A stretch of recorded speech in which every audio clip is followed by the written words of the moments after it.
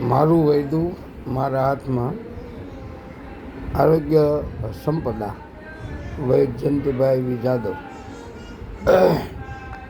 આપણા આરોગ્યની જાળવણી માટે થોડા નિયમો આપણે જાણીએ, અપનાવીએ ન અપનાવીએ આપણી ઈચ્છા ઉપર હોય છે.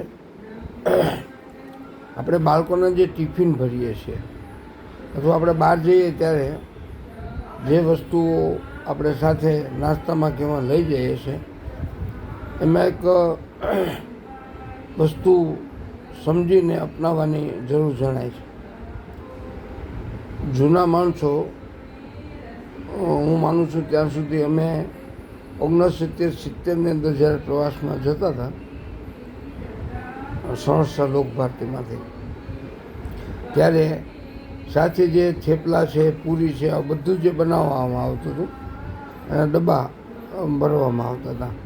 કારણ કે વિદ્યાર્થીઓ 40થી 60 હોય એટલે બધાનું ખોરાક કેવી રીતે ભરવો એ ગોઠવવામાં આવતું હતું. અને એ વખતે અમારા આચાર્ય હતા ગણેશભાઈ ડાભી, અને સંચાલક તરીકે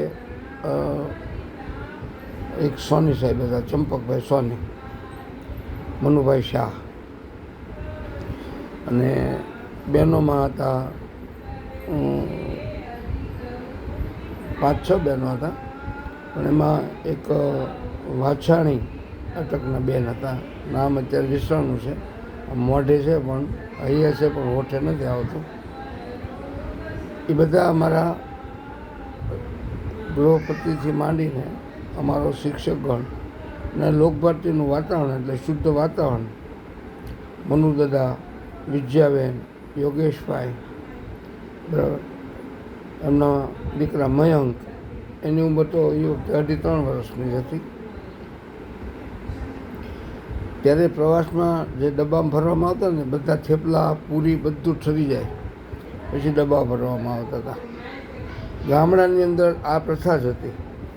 કોઈ પણ રસોઈ ઘર હોય એટલે રસોડામાં જે બહેનો રોટલી કરતા હોય એ રોટલી થઈ જાય એટલે લાકડાના પાટલા રાખેલા, એ પાટલા ઉપર નાખે એટલે એની ઉપર વરાળ છે લાકડું પી જતું હતું. ઠરી જાય પછી બહાર લઈ જવું હોય તો બાંધી દે. પહેલાં શિરામણ એટલે સવારમાં જે નાસ્તો ખેડૂતને જોતો હોય એ હાથી તો સવારમાં વહેલા 5 વાગે પરોઠી વીવી જાય, 1-2 ઉથલ વળે ત્યારે શિરામણ આવે એટલે દિવસ ઉગ્યા પહેલાં ખેડૂત તો પોતાનું બળદ લઈને વ્યા જાય. પછી દતાળ હોય કે રાપ હોય કે બેલા હોય કે જે કામ હોય ખેતીનું, 1-2 ઉથલ વળે ને ત્યારે શિરામણ આવે. હવે શિરામણ બાંધવાની જે પદ્ધતિ હતી અને શું કામ એ વસ્તુ સાંજે 4-5 વાગે છોકરાઓ ખાતા હતા અને બગડતું નહોતું એ આપણે સમજવું જોઈએ. તાળીમાં શાક ભરવામાં આવે, ઉપર રોટલો મૂકવામાં આવે અને ઉપર જાડું સૂતરાઓ કપડું બાંધવામાં આવે, એને ભથાણું કહેતા હતા. એ વાડીએ ભાત જાય એટલે શાકની ગરમી હોય, એની વરાળ થતી હોય કપડું પી જાય, રોટલો ગરમ હોય એની વરાળ થતી હતી કપડું પી જતું હતું. પછી એ ખોરાક સવારમાં શિરામણમાં હાલે, પછી સાંજે રોંઢે એમાંથી બાળકો જો વધ્યું હોય તો બાળકો પણ ખાતા હતા તો બગડતું નહોતું.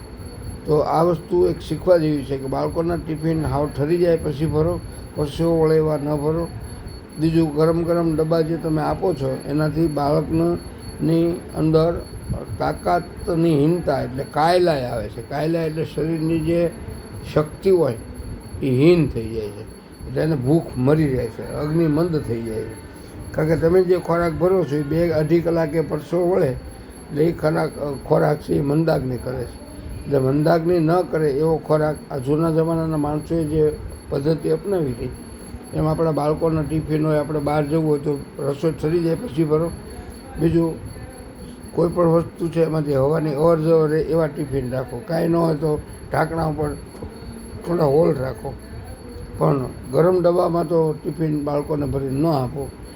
એ શારીરિક શક્તિની હીન ન થાય એવો ખોરાક બાળકોને આપો એવી વિનંતી. જય સ્વામિનારાયણ.